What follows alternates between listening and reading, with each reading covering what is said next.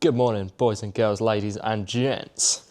Welcome back. Now, if you haven't seen the video that I did about my Matbro about 2 weeks ago, it's up here now. Click on it. If you haven't watched it, watch that first and then come back to this one. But if you've watched that video, you'll know that my Matbro has a few issues. One of them being leaking steering ram at the back, which is an absolute pain in the arse because it, one, leaks everywhere badly. Secondly, the rear wheels become unaligned with front wheels and it starts crabbing along the yard or down the road when you don't want it to. Right pain. So today we're going to fight that task and see if we can do it. Now, I've never done a steering ram before. Can't find a video of it, so it'll be interesting. It'll either work or it won't work. I'll either be able to do it or I won't be able to do it. A bit worried about the tie rods, getting them off the back of the cylinder, but if you don't try, you don't know. So we've just got to give it a go. Now, I've voiced over all of the footage rather than talking while doing it, mainly because I swear a lot when I'm getting annoyed at things. So I thought it's better to voice it over than it is to talk or try and explain what I'm doing while I'm doing it. It's easier just to record it and do it. But if you do enjoy the voiceover, let me know. If you hate it, let me know, and I won't do it again. But we've got to try these things. It's either going to be good or it's going to be awful. So we're going to get into it now. It's not actually, shouldn't be that bad of a job, so we'll get into it now. Righty ho, the first thing to do is to take the wheel off the side that the ram comes out of. Because otherwise you can't get the ram out without taking the wheel off this side. Admittedly, it makes it easier and gives you more access to get in there to get the tie rod off, but the other side I coped, but this side I had to take the wheel off to get the ram out because otherwise it just wouldn't come out. It wouldn't be enough room. It was awfully fun taking the wheel off. I love wheels so much.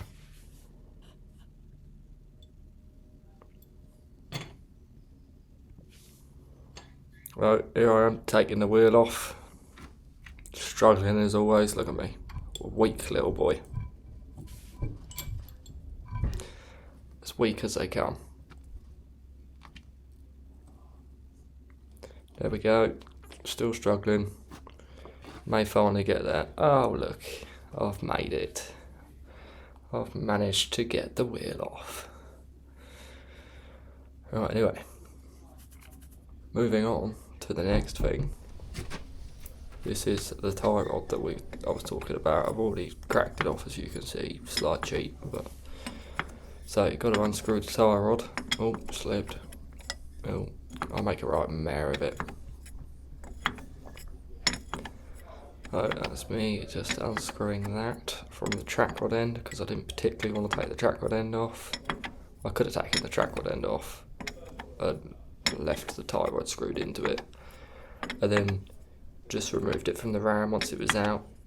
And I had to do that because you can't get, I couldn't get both ends of the tie rod out of the ram. I could get the one side off that I needed to get off to get the ram out.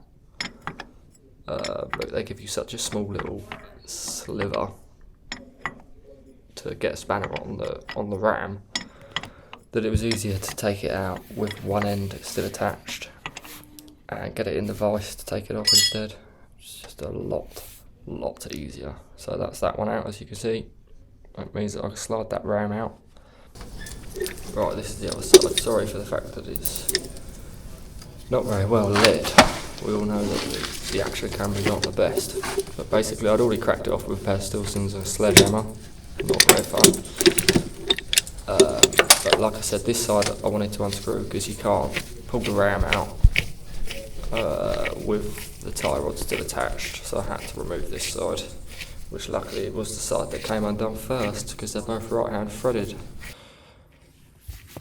So that's me just unscrewing it.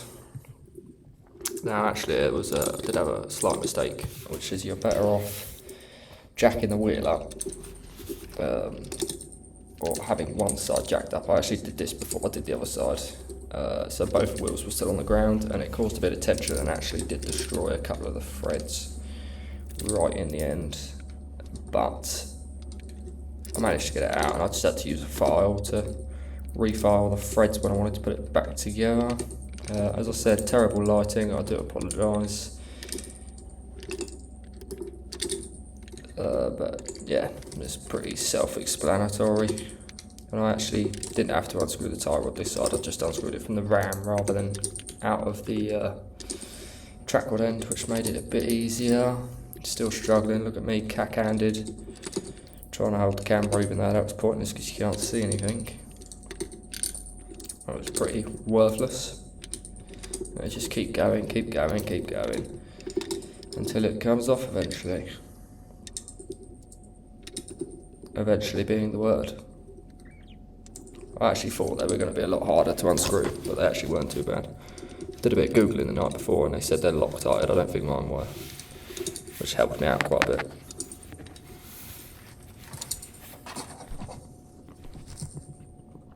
Right, on to the next step, which is to unscrew the end cap off of the side I took the wheel off the ram.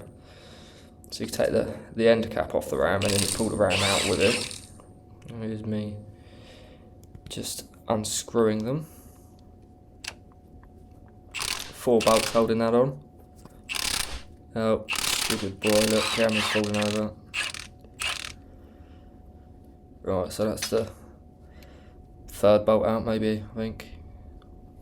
Oh, realised that my camera's wonky. Let's put that back. Lovely. Right, so I'll just get that last bolt out.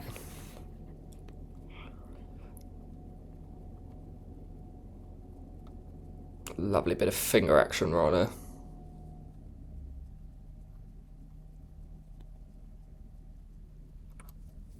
Right, that's that one out. Oh, one more. Oh, stupid boy.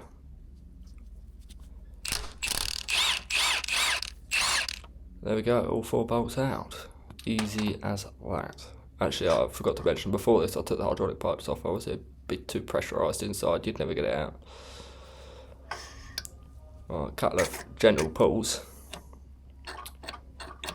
Yep, that was too gentle. Keep going, keep going. Oh, there we go. Lovely. So that was easy as that to get that out. Right, then here is the ram. As you can see, a bit filthy. It's got a weird spacer in there, I don't know what that does. If anybody could tell me what that does, I'd like to know. Right, this is me putting the seals back in the other side. So this is the side that you can't get out. So you have to do it on the machine. So this is a little white bit of plastic that sits behind one of the seals. A bit of a pain to get in there actually. Because of course, you're trying to feed it through a hole that it shouldn't fit through. So after a few struggles, I do actually get it in there. Still thinking about it.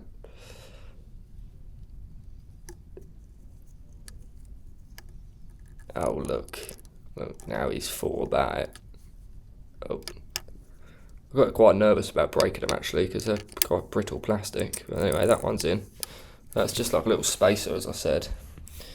Then comes the actual rubber seal. Now this is the actual seal that holds the oil in. So this one sits in front of, well, behind that little white spacer, but in front of it if you were looking at it from the inside of the ram. So get that one in there like that, ish. Again, you've got to be quite careful not to crease them or tear them or cut them, because otherwise it's going to leak again. Still haven't had a haircut, that's why my hat's on still. Oh, there we go, that's in there now. Lovely jubbly. So now that one's in there. This one goes on the outside. So I think it's called a weeper seal or something. It basically stops the dirt. If you've got dirt on your ram, it stops it from going inside. So it doesn't actually hold oil back, I don't believe. It just, like I say, it just keeps the chrome cylinder of the ram clean. So fairly important actually. As you can see, that's in there. Very nice, lovely job. So there we go, that's what that bit looks like. Two blue seals and that little white ring. It's quite amazing that's all that holds the oil in. Alright, back to the old chrome ram. Obviously being a steering dual action, it's got the plunger on the centre of it. Some rams, most of them, would have the plunger on the end. But obviously this girl's got to go both ways.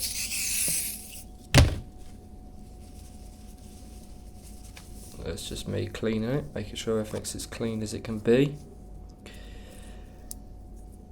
These are just two little snap ring plastic things that I'm not too sure what do.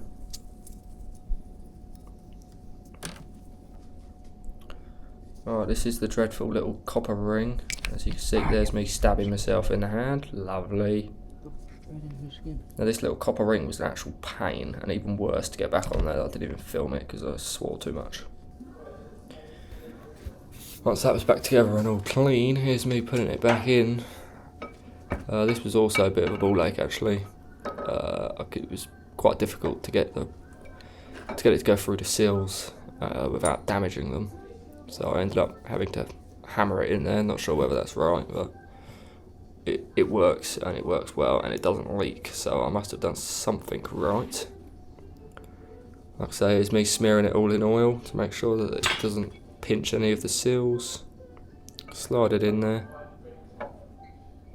And of course you've got to go through the end seal, which is the one that you just saw me fit, as well as try and get that centre plunger seal in as well, so it was quite difficult.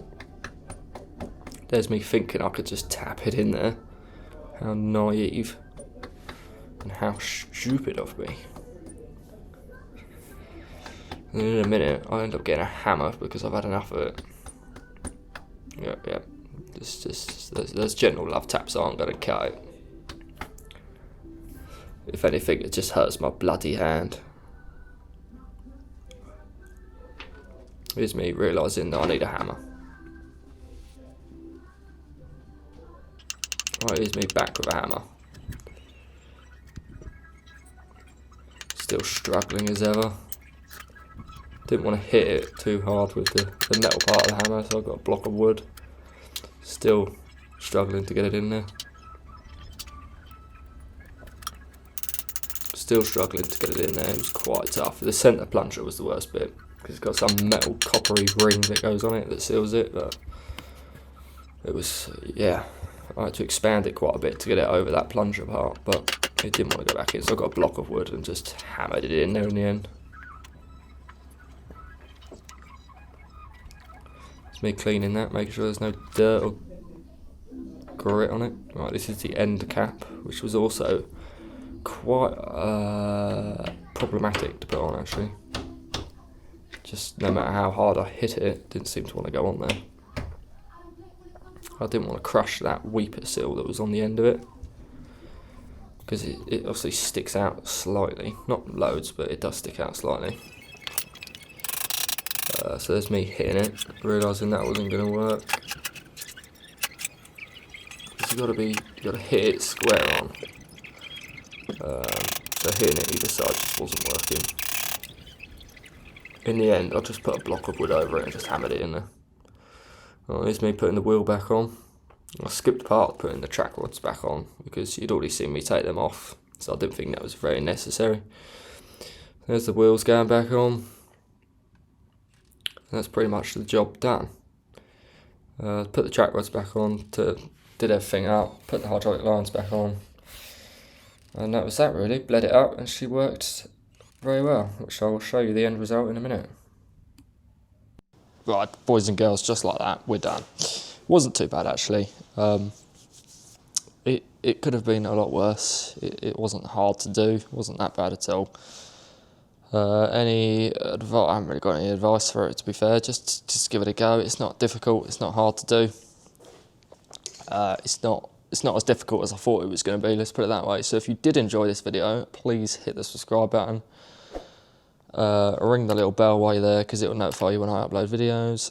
And leave a comment and let me know your thoughts on the voiceover, whether you liked it, whether you hated it, or whether it wasn't too bad. This is the mess we've made.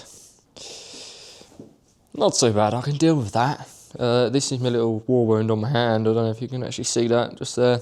Wasn't that bad, but there we go. So I will catch up with you in a bit.